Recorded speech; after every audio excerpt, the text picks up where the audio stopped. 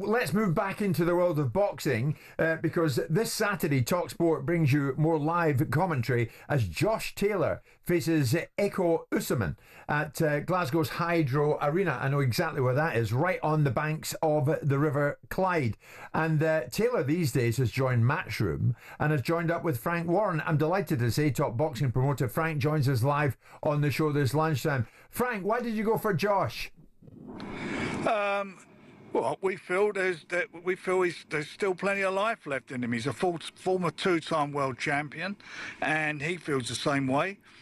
And we've got the fight on, obviously, as you just mentioned, in Glasgow against Ekow, and that's a tough fight for him.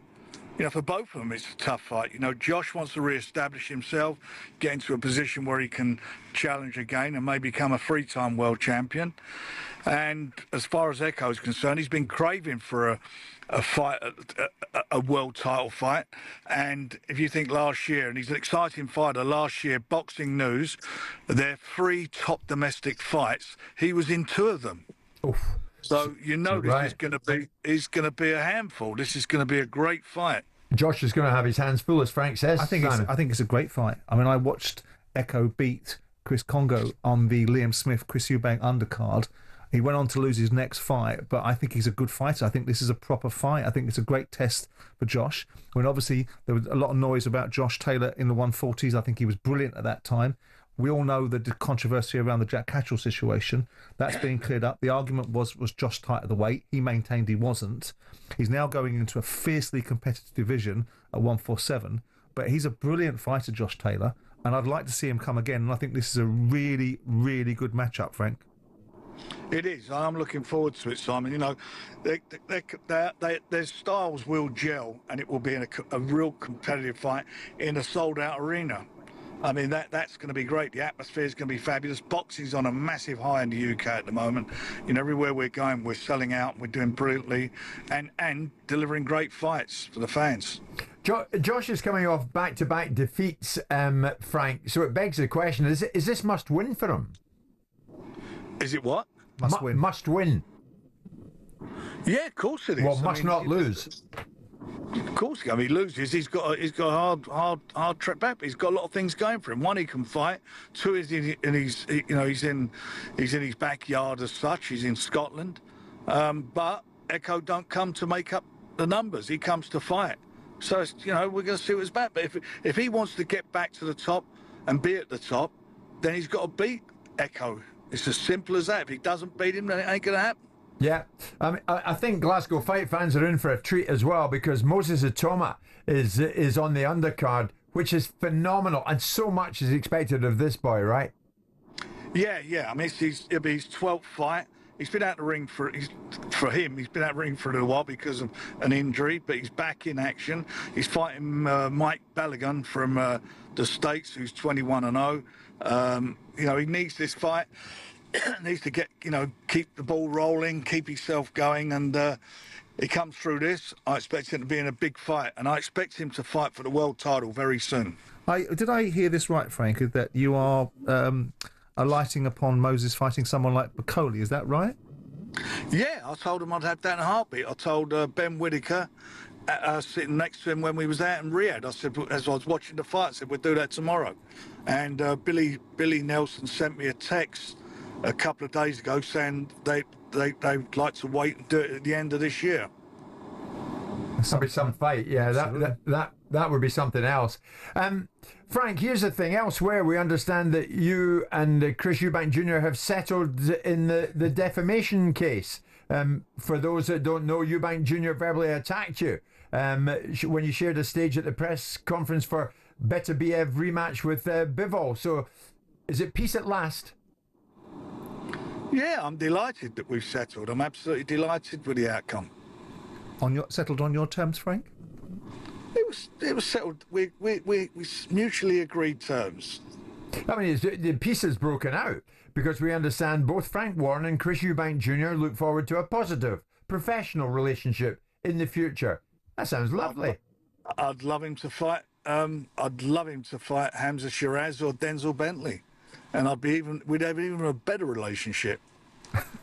How do you feel about that, Simon? A fight like that? Again, it would feature Eubank Jr. Yeah. And you've got your thoughts on Eubank Jr. and only you can have him. But I think that's I think it would be I think it would be an interesting fight because of the Eubank circus. I don't see Eubank going anywhere near Hamza Shiraz.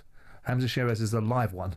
And despite the performance in Saudi, which was disadvantaged by the broken hand, I think that Hamza Shiraz would deal with Chris Eubank all day. So I don't see that happening unless there's a real big fat purse that Frank can create for it. Then you might bring him off the poker table, and then you might bring him to fighting a live one like Shiraz. Frank, while we have you this lunchtime, any further news about when we might see Tyson Fury back in the ring? No, not at all. I had a brief exchange of texts with him a couple of days ago, but no, nothing. We haven't spoken anything about boxing.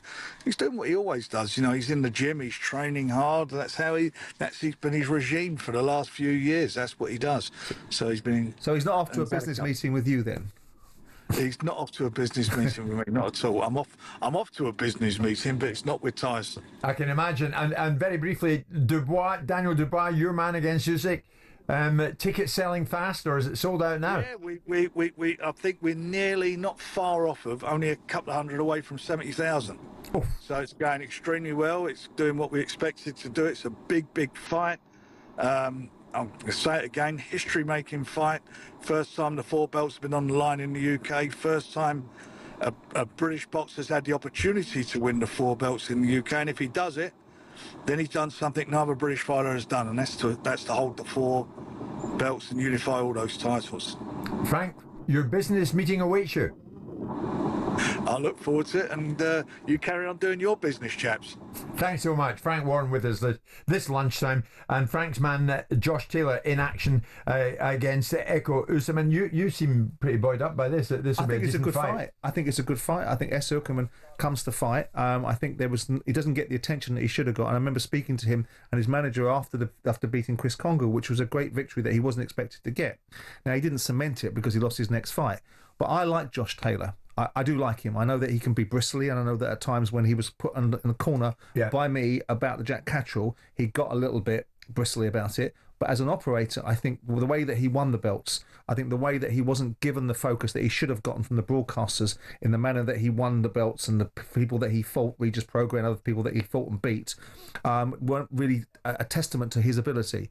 Of course, a lot gets caught up in the Catterall argument. He's a world-class fighter. Okay. You know, he held all 4 belts. Yeah. So that you don't get to that level without being a significant fighter. And whether he can go to 147, which is the Crawford division, which is the Boots Ennis division, which is a fascinating division for them to be in, we'll see. We'll see. Don't know why they're not fighting in Edinburgh, because Josh is out of Preston Pans, East Lothian, which is that side of the Central Belt of Scotland.